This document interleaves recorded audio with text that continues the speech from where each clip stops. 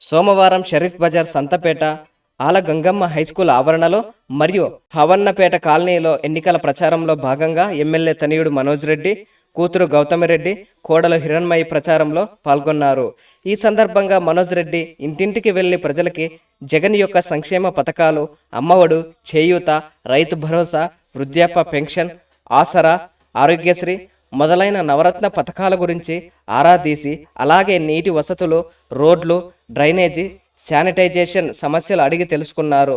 మరొక్కసారి జగనన్నను గెలిపించి రెట్టింపు సంక్షేమ పథకాల అభివృద్ధి కార్యక్రమాలు మీకు అందిస్తామని, మీ అమూల్యమైన ఓటు ఎమ్మెల్యేకి సాయి ప్రసాద్ రెడ్డికి, ఎంపీగా రామయ్యకు వేయాలని ఇంటింటికి వెళ్ళి ప్రజలను కోరడం జరిగినది. ఈ కార్యక్రమంలో 26వ వార్డు షరీఫ్ బజార్ కౌన్సిలర్ బాలాజీ మరియు 4th ward Havannapet councillor Waseem, YSR senior కార్యకర్తలు, నాయకులు తదితరులు పాల్గొన్నారు.